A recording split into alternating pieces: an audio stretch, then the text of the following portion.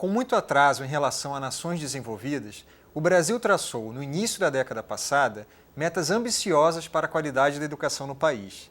Queremos chegar a 2022, bicentenário da independência, com todas as crianças tendo garantido seu direito de aprender com qualidade.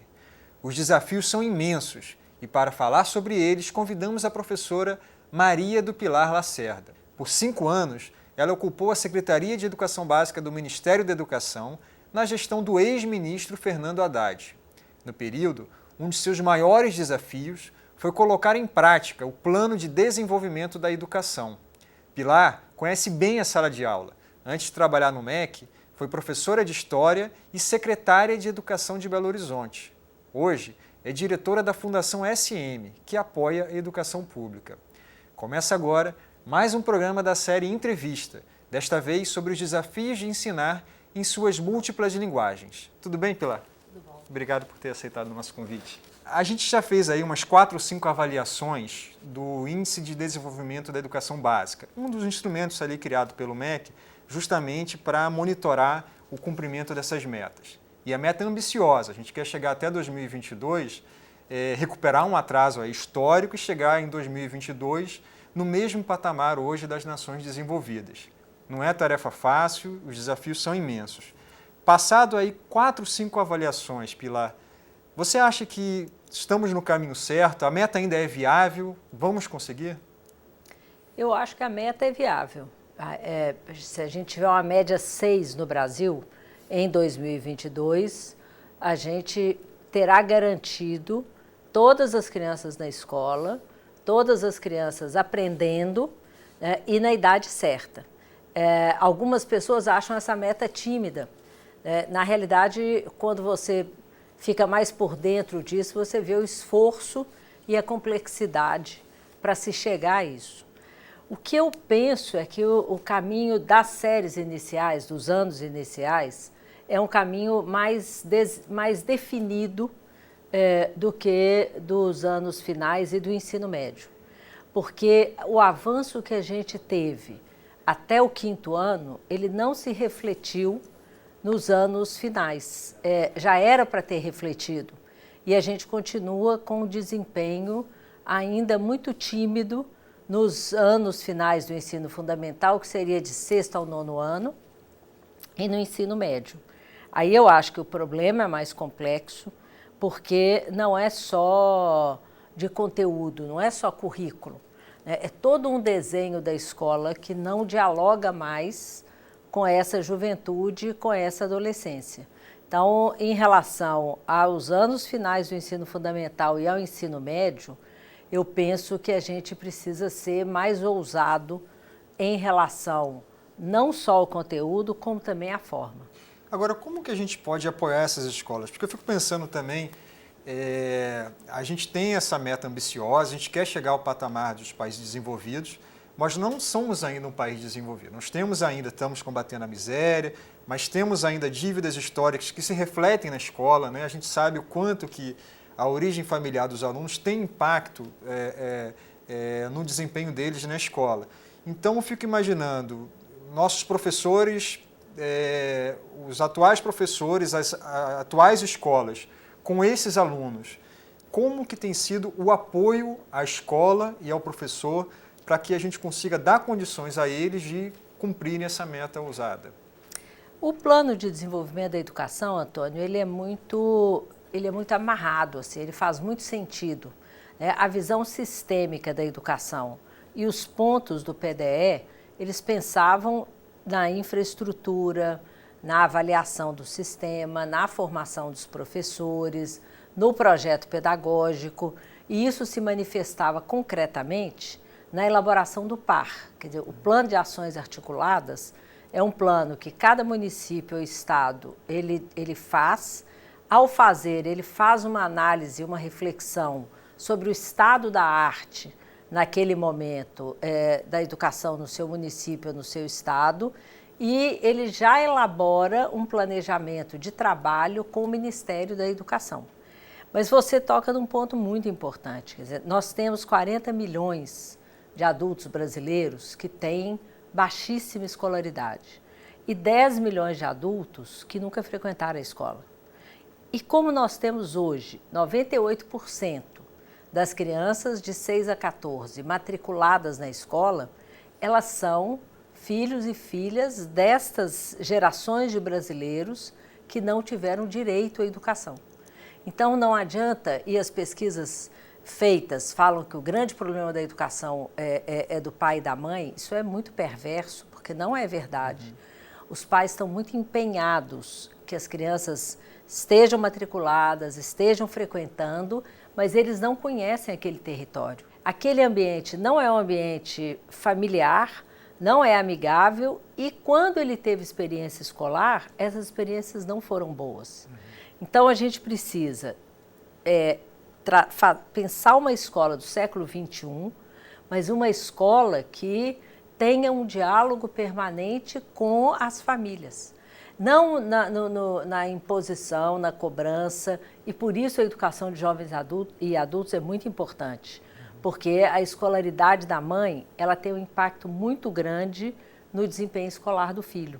Então, é necessário recuperar esses brasileiros para a escola, para a educação escolarizada, o que não é tarefa fácil. Eu queria te fazer uma pergunta. Na tua experiência na Secretaria de Educação Básica do Ministério da Educação, o MEC é o principal ator isolado, mas você fazer as coisas, monta um projeto de creche, e na hora que você vai executar, você sabe o quanto é difícil, porque o município falta capacidade, falta gestão.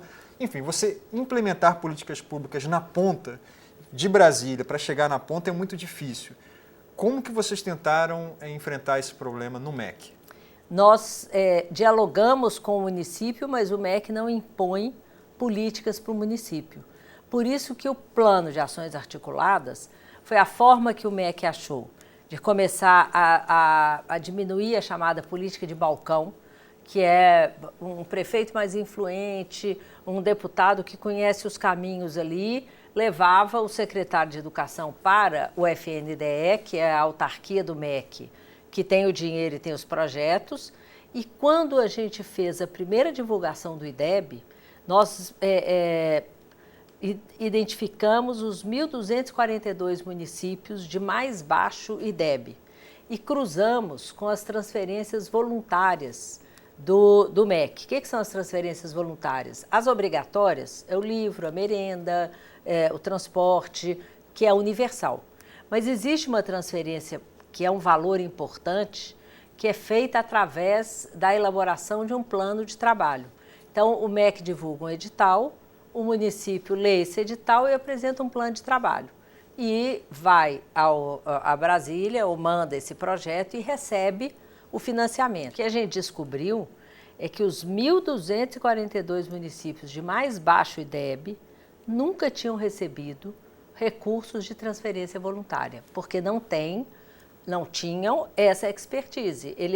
Eu, secretária de Belo Horizonte, tinha 3 pessoas que ficavam encarregadas de ler todos os editais, todas as publicações, ver os projetos que nos interessavam, elaborar o projeto, juntar os documentos, porque a burocracia também é de enlouquecer, e garantir o financiamento. Mas Belo Horizonte não é a cidade que mais precisava. Então, o IDEB, eu acho que o primeiro fruto bom do IDEB é a gente, lá em Brasília, ter tomado esse choque de realidade. Pô, os 1.242 municípios mais frágeis educacionalmente nunca tiveram acesso aos recursos mais importantes do MEC.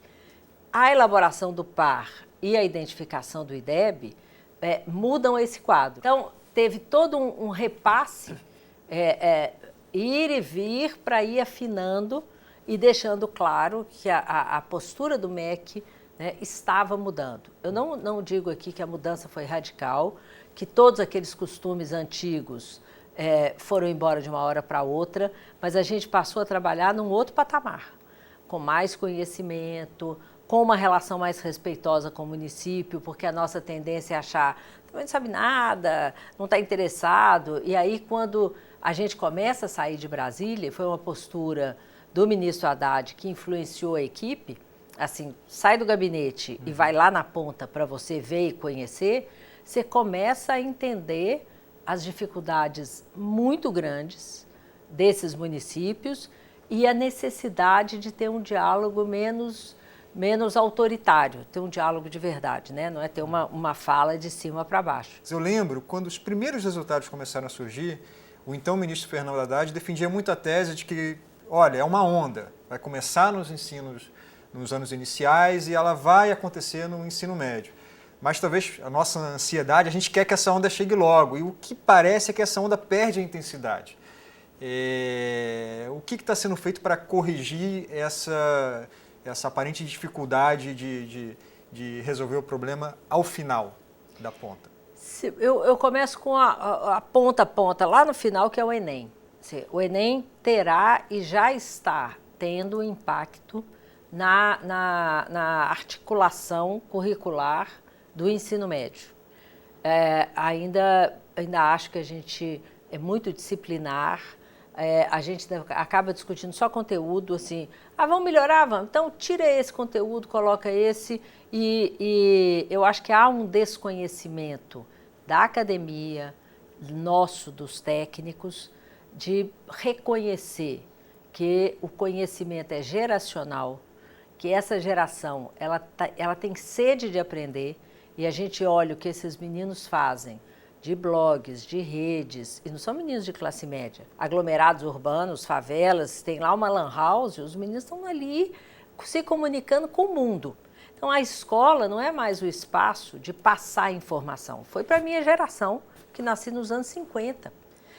O que é mais chocante é que a escola resiste bravamente a essas mudanças, e ela ainda acha que é o lugar de ter um professor que escreve, às vezes o professor escreve o texto que está no livro e reclama que os meninos não prestam atenção. Se ele estivesse sentado, ele também não prestaria. Então, a gente está desconhecendo, né, as formas de conhecimento que esses jovens e adolescentes têm, e a escola está muito descompassada. E, por isso, eu penso que a gente tenha o Enem como um sinalizador, mas as mudanças do 6º ao 9º ano, elas têm que ser muito radicais. Tem um exemplo aqui no Rio, de uma escola que está sendo implementada na Rocinha, que chama Gente, que é um ginásio experimental de novas tecnologias, que eu sinto um cheiro de século XXI. Assim, mas eu vi algumas escolas em Londres que a gente falou, olha, um cheiro de século XXI. E aí, por quê? O que tem de diferente? Essa escola não tinha carteira. Ela tem mesas que você organiza de diversas maneiras, pode até colocar uma atrás da outra, mas não tem carteira individual. Porque ela já trabalha com essa concepção do trabalho em grupo, do compartilhamento, do fazer grupos de trabalho, grupos de pesquisa. Para isso, a gente tem que quebrar aquela tradição do professor com a sua disciplina, com um grupo de alunos. Então, a mudança para o 6º ao 9º ano e para o ensino médio, ela tem que ser muito radical. E, às vezes, eu acho que falta coragem, quando a gente está no governo, de enfrentar toda a onda conservadora que vem quando se faz esse debate. Pilar, muito obrigado por ter aceitado o nosso convite. Obrigado a vocês que nos assistiram. E a gente volta depois com mais um programa da série O Desafio de Ensinar em Suas Múltiplas Linguagens. Obrigado.